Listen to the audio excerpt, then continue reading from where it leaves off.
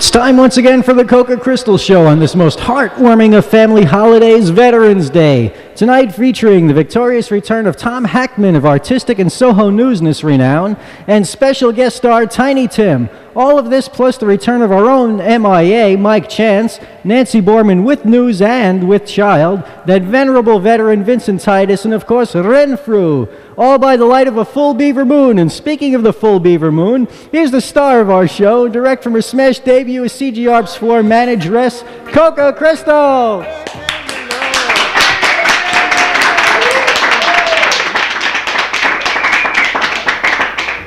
Good evening, and if I can't dance, you can keep your revolution. Yes, tonight, November 11th, 1981, we bring you a very special show. And we have so many people, I figure I better start right away. And one of the things I'd like to tell you is today is Veterans Day, and I guess you already knew that. But in case you didn't, there's something important about veterans that you should know. And that is that 25% of state prison inmates are veterans. And this was disclosed in a 1979 study of state prisons. So keep that in mind on this such a special day for veterans. There's a hysterical story about Entenmann's Bakery. I used to be able to inhale without even chewing or biting those little chocolate chip cookies. So I am a big fan of Entenmann's, and I saw a puzzlement over a bakery rumor, and it was from Boston in the Times. And the story is that there was a rumor going around that Entenmann's was owned by the Moonies. And this just simply wasn't the case. They're in fact owned by New Jersey-based Warner Lambert. And somehow the rumor started in 1978 after Warner Lambert bought them, and they were losing sales significantly, and they didn't know what to do. So they hired a PR firm. They got Robert Entenmann, the grandson of the founder, to come up and say, the Moonies didn't buy the firm. And they even got this Professor Koenig, a specialist in anti-rumor control. And he was famous because he was called in for McDonald's when there was a big rumor about Ray Kroc giving a ton of money to the Church of Satan. So this is all very funny, but the best part is when contacted about this matter, the Moonification Church office up here on 8th Avenue said, oh, I wish we did own them, but we don't. So I loved it, and I'm sure you did too. Another really cute story, also in Boston, a man dressed as a Brinks guard yesterday walked into the Parker Hotel Company, Parker House Hotel, said he was making a routine pickup, and walked out with an estimated $55,000 in hotel receipts.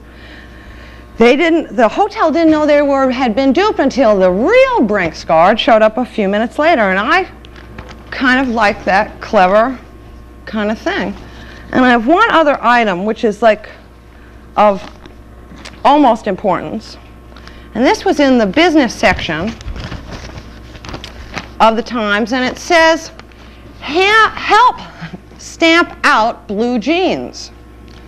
And it's sort of an unusual ad, and it says, by now, unless you're running a ranch, you're probably fed up with the dress or lack of it of your staff.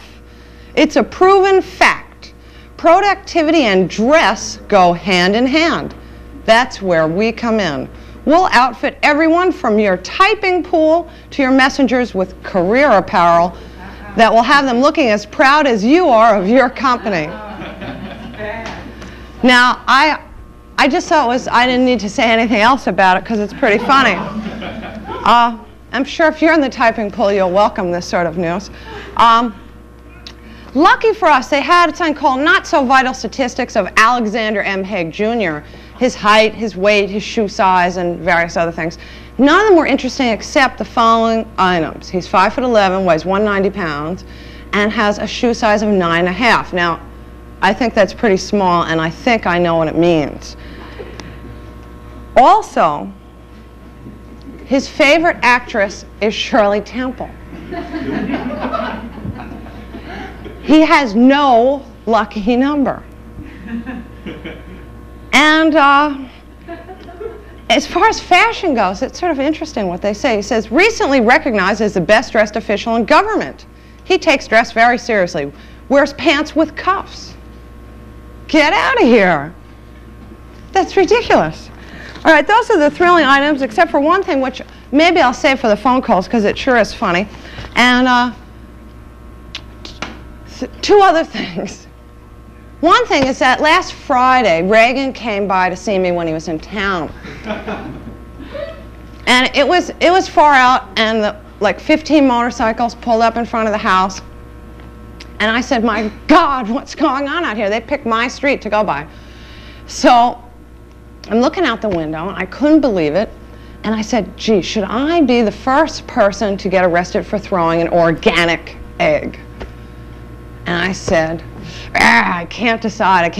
And I fear, oh shit, if like the kid's asleep, he'll be left alone when I'm arrested. I better not. But I did think of it. I mean, I have to be given some kind of credit. Also, speaking of credit, NBC, famous broadcasting company, has called me, Coca Crystal, TV star. And they, oh, please.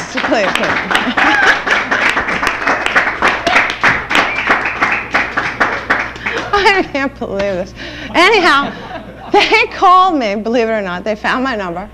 And they're doing this end-of-the-year perspective on 1981. And part of it is the cable explosion, the stars of cable TV. And guess what? I'm one.